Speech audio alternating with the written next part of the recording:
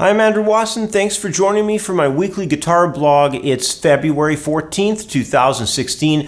This week we're going to do a lesson on Dorian scale guitar soloing. This week's question was sent in from Jeff. He's out in Milford, Delaware, and he wrote in with this email. I really want to develop the use of Dorian mode in my lead playing. I've already learned most of the patterns and I know how to play a few licks. My problem is making Dorian sound unique. For some reason, I can't break it away from the natural minor. I keep playing wrong notes with Dorian lead parts. Any ideas? From Jeff in Milford, Delaware, USA. Well, thanks a lot for writing in, Jeff. After teaching guitar for a few decades now, I can start by telling you that your problems with the application of, let's say, Dorian mode here are not uncommon at all. Most guitarists who begin working on modes such as Dorian have trouble placing the unique tone of the mode, which is, in Dorian's case, it's that raised sixth. And, the problem I've seen time and time again is that the guitarist wants to keep playing that lowered sixth tone from natural minor when they're dealing with Dorian, and it's an obvious clash of chord tones over the Dorian mode harmony when you do that. See, that raised sixth scale tone, it basically clashes against the Dorian chord tones. So, in the video, what I'm going to do is run through a few different ways that you can better, target, you might as well say, for lack of a better word, that one tone, that raised sixth of the Dorian mode. And then, in the end, it's going to help you with getting your Dorian sounds up and running at a much better way. Well, in learning more to do with the targeting of the raised sixth tone of Dorian, I'm going to work through two specific examples that relate to the most common ways that chord tones in the Dorian mode can be better directed into when you're either composing melodic lines or if you're just really performing improvisations with the Dorian mode. Now, in my first example, I'm going to use a modal progression around F Dorian. So we're going to use F Dorian scale.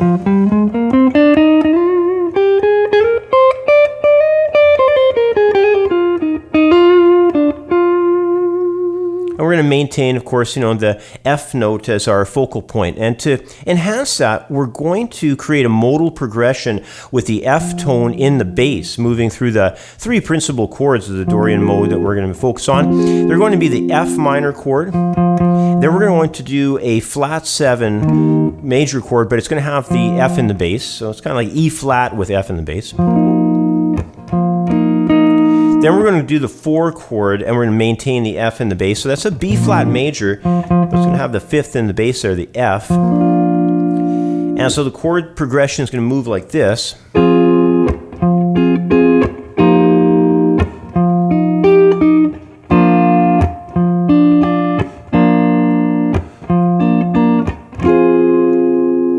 right, so that's our chord changes there.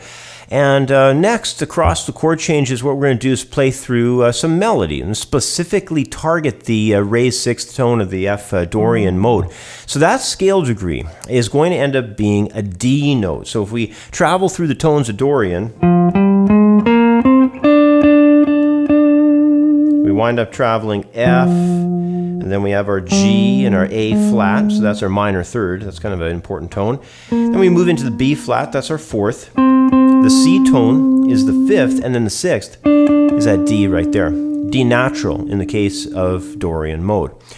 So, the pattern of the Dorian scale for this part of the neck where we're working is going to have that unique color tone that we want off of the 3rd string's 7th fret. So that's the D. That's the location that we're going to really be shooting for. So I've come up with a melodic idea. It sounds like this.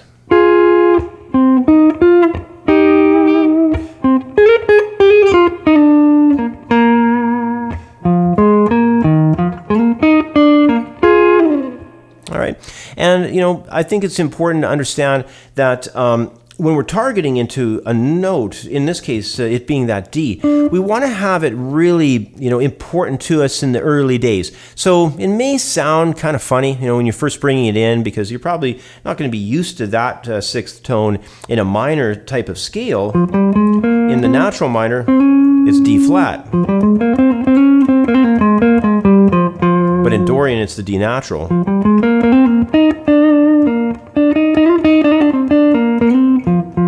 So getting used to it, that's kind of going to be a little odd. Now, just to let you hear what the melody sounds like with those chord changes played in the background, I've got the changes in the loop pedal, so I'm going to fire that up and play the melody over top of it. And that way you can hear how everything gets blended together. Here we go.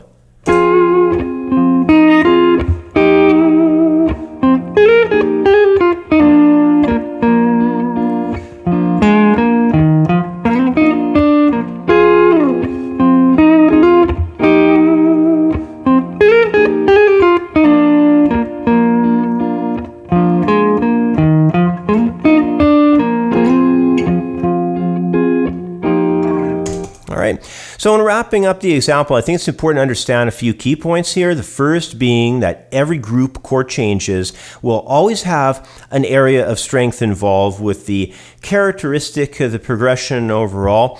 This is mainly in regard to how the sound of the progression anchors two things. The tonic note in this progression, obviously it's the F tonic note. It stays positioned through everything here in the bass, so it gives a strong locked down idea to your ear for where the F tone is at. It's the key tone, so it's not going to allow you to wander off anywhere else. F is your tonic.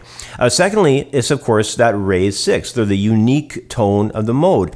You know, we want to have that very well known to us in the scale pattern, but you know, when we're going through the chord changes, it also has to be targeted very consciously in the beginning for quite a while, you know, until your ear and your fingers get used to the sound and its placement on the guitar fingerboard. I have one more example though that I want to run through with you, so we'll take a short break and then come back in a moment and start working through another Dorian concept. Well, in the next example, I'm going to place a focus upon one of the most common harmonies in the Dorian sound, which is the movement of the tonic, or the 1 chord, into a dominant 7th 4 chord. In this example I have for you next, we're going to be working in the harmony of B Dorian mode. So we have this scale pattern here.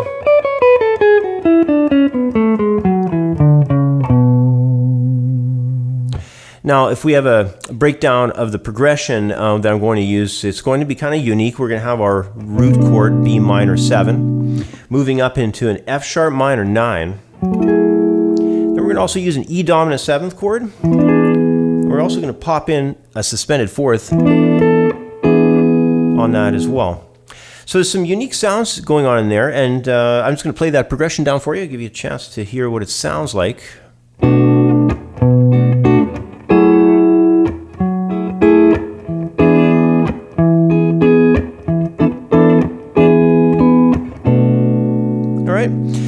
Now, in a situation like this, where there are specific chord types from the harmony of the Dorian mode in play, we need to be even more careful about the targeting of the unique raised 6th tone that we're going to have in the Dorian mode. So first, we need to become well aware of the specific note, which in the case of this B Dorian mode will be the scale tone of G sharp. So let's run through that again. So we have B, here's our C sharp tone, 2nd degree. There's the D. Then we move to an E and an F sharp. And then we have G sharp coming up next. That's one of our unique tones. And then, of course, there's the octave of that.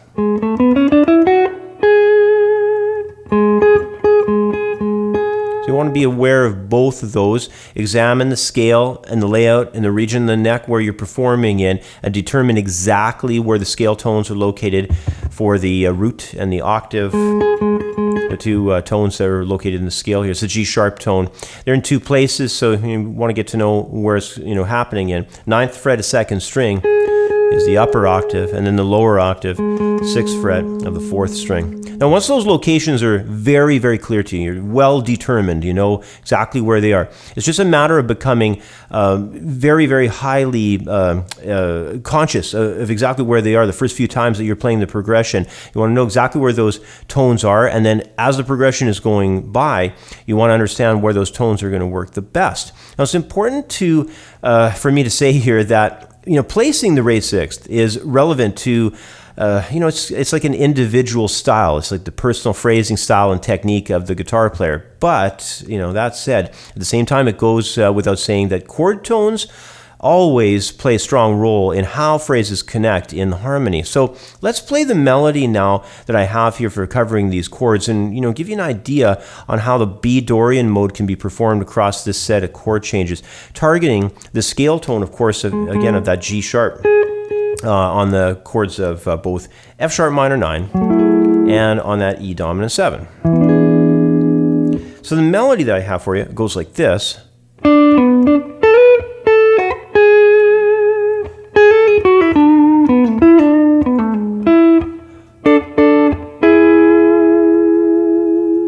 All right. So it's kind of a unique idea there. We're coming through some pentatonic ideas in the beginning. But you can hear we're leaning right away into that G sharp right at the moment of that appearance of the F sharp minor 9 chord. So this is what I mean about targeting. It's really important to understand where those chords are coming in, how you can fill up that sound. After that, there's a run that we're going to do kind of around that G sharp there. So you want to check that run out. And then we're moving into the next measure, covering the sounds of that E dominant 7th chord. I've got kind of a interesting line there because of the way it's broken up with the 16ths and the 8th notes of the measure. So, spend some time understanding that run because that's kind of an interesting sound there. And then at the wrap up, I've got the E dominant 7 sharp, sus4, pardon me, which is the A tone coming in and just kind of, getting rid of the sound for a moment of that G sharp. And then the G sharp comes back with both the E and that G sharp tone. So just a quick double stop phrase there. So what I'm going to do next is I've got those chord changes for all this in the loop pedal. I'm going to fire the loop pedal up and give you a chance to hear how this phrase sounds in the loop there.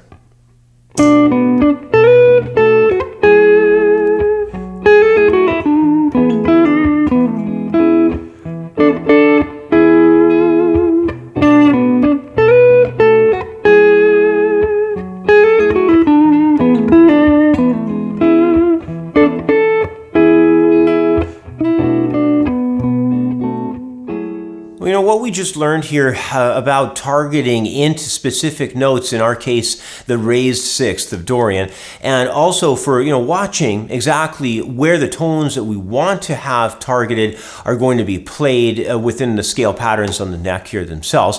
All this stuff, where our chord tones are located, where unique tones are through the scale, how things relate to the fingerboard and to the string and to the fret position even. All these ideas are important for basically getting the most out of the mode that you're working on. In our case, we were looking at Dorian, but all of this can help any guitar player when they're learning really any mode, any other mode out there, Phrygian, Mixolydian, it doesn't matter whatever, even forms of minor like harmonic minor, melodic minor.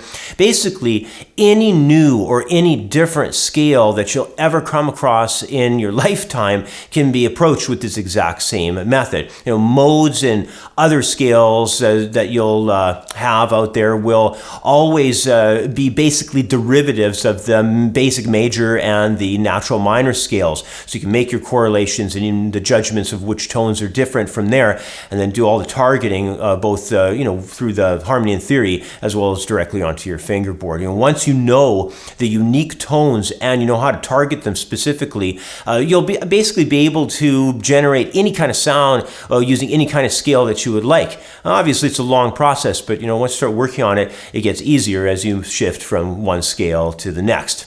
Well, anyways, that's about all the time that I have here today. As always, I want to say thanks for watching. Please subscribe to the channel, and if it's all possible, please support the guitar lessons projects that I'm doing here with a small donation to help fund them. Every little bit counts, and that's basically the only income that I get off these videos, aside from anyone making it down to the website and maybe picking up some of the products for sale. So thanks very much for all your support so far. Really appreciate it, and have yourself a really great week, and I will catch up with you next time. Bye for now. I'd like to take a moment to mention another guitar video lesson project I've started. It's a unique guitar lesson approach that I'm doing online, and it's not like anything I've done before. Best of all, it's 100% free. I've called this approach guitar micro lessons, and they're a great way to learn a few new licks or riffs or chord shapes each week. Now, these guitar micro lessons are quick and easy to learn from. They're very short, with each lesson running between only 1.5 to 2 minutes in length. They're published to YouTube from Monday to Thursday on my other Guitar Blog Update YouTube channel, and you can either subscribe to that channel to guarantee getting each new episode, or just visit the channel whenever it's convenient for you and check out the new micro lessons in the playlist on the Guitar Blog Update channel's homepage.